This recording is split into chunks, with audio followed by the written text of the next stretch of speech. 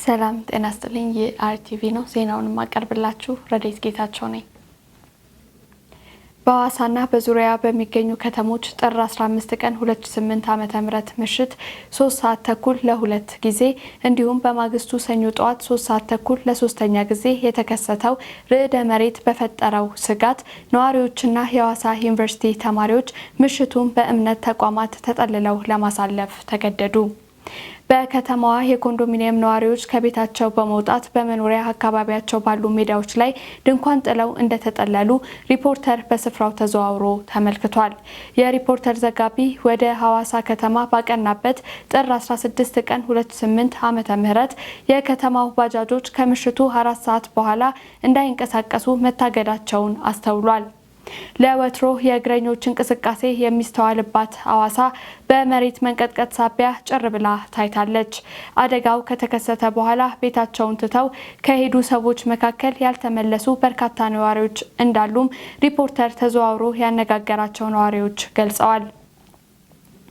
የዮናስ አብይና የታምራት ጌታቸው ዘገባ እንዳመለከተው ከሐዋሳ ከተማ ደቡብ ምዕራብ አቅጣጫ 20 ኪሎ ሜትር ርቀት ላይ የደረሰው ርዕደ መሬት ንዝረቱ ሐዋሳ፣ ሻሸመኔና ዲላ ከተማን ጨምሮ በዙሪያው ያሉ አካባቢዎችን አዳርሷል።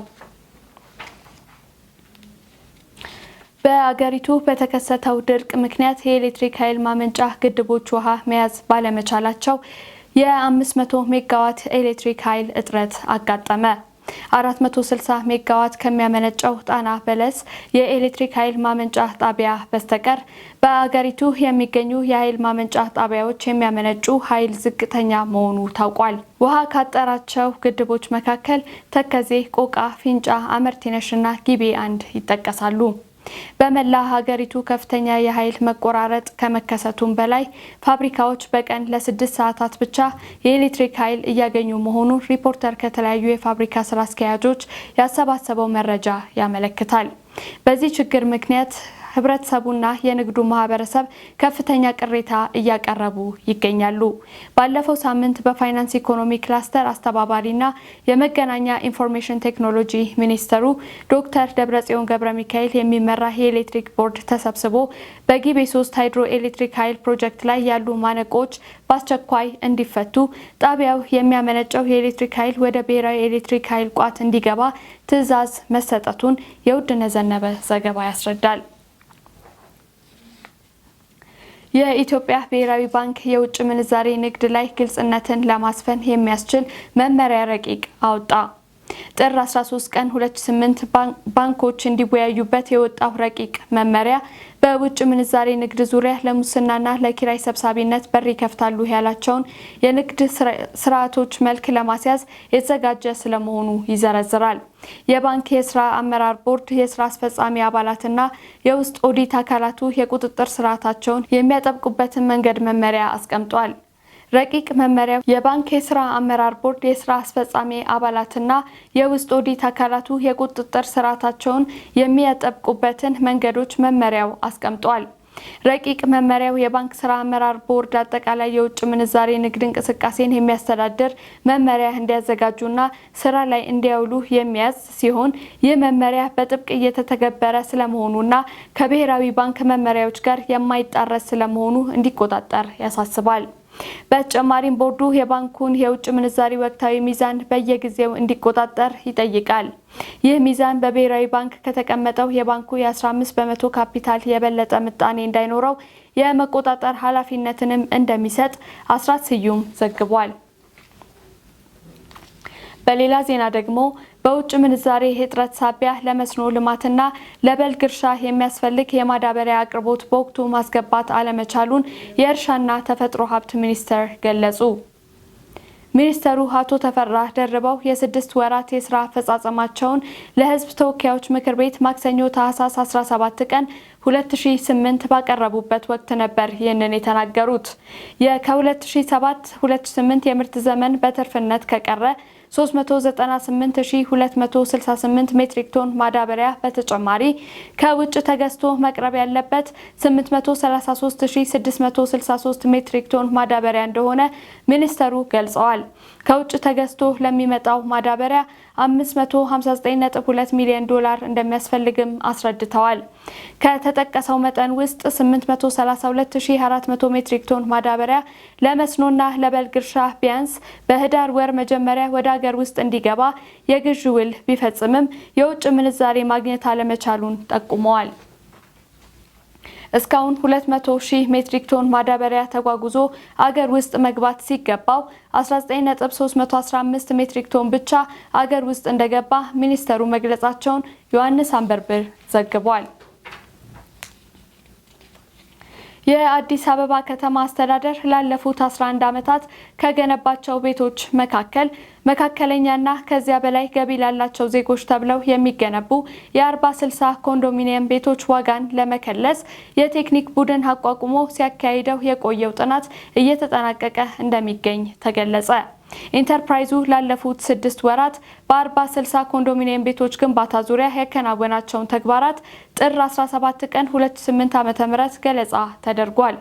በአዲስ አበባ አስተዳደር የቁጠባ ቤቶች ልማት ኢንተርፕራይዝ ስራ አስኪያጅ አቶ ኃይሉ ቀና በወቅቱ እንደተናገሩት በአገሪቱ የኮንስትራክሽን ዋጋ ግሽበት በየዓመቱ በ12 በመቶ እየጨመረ ነው። ይህ በመሆኑም አስተዳደሩ የቴክኒክ ኮሚቴ በመቋቋም ጥናት ማካሄዱንና በጥናቱ መሰረት ውሳኔ እንደሚሰጥበት ገልጸዋል።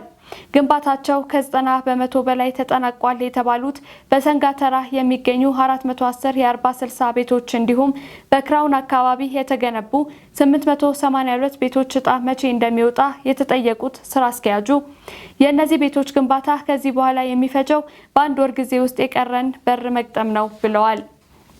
ነገር ግን የቤቶቹ በዚህ ቀን ይወጣል ብሎ መናገር የኔ ስልጣን አይደለም። ዕጣ መቼ እንደሚወጣ የሚወሰነው ከላይ ያለው ቦርዱ ነው። ከላይ ውሳኔው ሲተላለፍ ቤቶቹም ይተላለፋሉ ማለታቸውን የታምሩ ጽጌ ዘገባ ያመለክታል። የመንግስት ከፍተኛ ኃላፊዎች የፓርላማ አባላትና ዳኞች ብቻ ከኃላፊነት ሲነሱ ከጉስቁልና የራቀ ኑሮ እንዲኖሩና ለጥቃት ተጋላጭ እንዳይሆኑ ከለላ በሚሰጠው አዋጅ የፌዴሬሽን ምክር ቤት ቋሚ ኮሚቴ አባላትም እንዲካተቱ የሚያደርግ ማሻሻያ ለፓርላማ ቀረበ። አዋጅ ቁጥር 653/2001 ጥቅማ ጥቅሙ እንዲሰጥ የሚፈቅደው ከኃላፊነት ለተነሱ የሀገር መሪዎች፣ ከፍተኛ የመንግስት ኃላፊዎች፣ የምክር ቤት አባላትና ዳኞች ብቻ ነው። የምክር ቤት አባላት የዚህ ጥቅማ ጥቅም መብት ተጠቃሚ ቢሆኑም የፌዴሬሽን ምክር ቤት አባላት ግን በአዋጁ አልተካተቱም ነበር። በመሆኑም ከ3ኛው ዙር የምርጫ ዘመን ጀምሮ በፌዴሬሽን ምክር ቤት በቋሚ አባልነት የሰሩ የምክር ቤት አባላት የጥቅማ ጥቅሙ ተጠቃሚ እንዲሆኑ ማሻሻያውን አቅርቧል ሲል ዮሐንስ አንበርብር ዘግቧል። በሽብር ወንጀል ተጠርጥረው ከ28 ቀናት በላይ በእስር ያሳለፉት የሰማያዊ ፓርቲ የቀድሞ ህዝብ ግንኙነት ኃላፊና የምክር ቤት አባል አቶ ዮናታን ተስፋዬ እንዲሁም የፓርቲው ልሳን በሆነው ነገረ ኢትዮጵያ ጋዜጣ ዋና አዘጋጅ አቶ ጌታቸው ሽፈራው ለሁለተኛ ጊዜ የ28 ቀናት ተጨማሪ የምርመራ ጊዜ ተጠየቀባቸው። አቶ ዮናታን ጥር 17 ቀን 2008 ዓመተ ምህረት በፌዴራል የመጀመሪያ ደረጃ ፍርድ ቤት አራዳ ምድብ ችሎት ቀርቦ ነበር። የፌዴራል ፖሊስ ወንጀል ምርመራ ቡድን በተጠርጣሪው ላይ የቴክኒክ ማስረጃ መሰብሰብና ግብረ አበሮቹን መያዝ እንደሚቀረው ለፍርድ ቤቱ በማመልከት ተጨማሪ 28 ቀናት እንዲፈቀድለት ጠይቆ ተፈቅዶለታል። የተጠርጣሪው ጠበቃ ደንበኛቸው አድራሻ ያለው በመሆኑ በዋስ ሆኖ ጉዳዩን እንዲከታተል ጠይቀው ነበር። አቶ ዮናታንን በበኩሉ ቤተሰብ ሆነ ጠበቃ ሊጠይቀው እንዳልቻለ የጤና እክል ገጥሞት እንዲታከም ቢጠይቅም መከልከሉን ለፍርድ ቤቱ አመልክቷል። ፍርድ ቤቱ በሰጠው ትዕዛዝ አቶ ዮናታን በቤተሰቡና በጠበቆቹ እንዲጎበኝ እንዲሁም ሕክምናም እንዲያገኝ እንዲያደርግ ለመርማሪ ቡድን አሳውቋል። መርማሪ ቡድኑ የጠየቀውን የ28 ቀናት ተጨማሪ የምርመራ ጊዜ ፈቅዶ ለየካቲት 15 ቀን 2008 ቀጠሮ ሰጥቷል። የፓርቲው ልሳን ነገረ ኢትዮጵያ አዘጋጅ አቶ ጌታቸው ሽፈራው ላይ መርማሪ ቡድኑ ተመሳሳይ ስራ እንደሚቀረው ለፍርድ ቤቱ አስረድቶ የጠየቀው ተጨማሪ የምርመራ ጊዜ ተፈቅዶለት ለየካቲት 11 ቀን 2008 ቀጠሮ መሰጠቱን ከታምሩ ጽጌ ዘገባ ለመረዳት ተችሏል። ዜናው በዚያ በቃ። ተጨማሪና ዝርዝር ዘገባዎቻችንን በድረገጻችን ላይ ማግኘት ይችላሉ። ጤና ይስጥልኝ።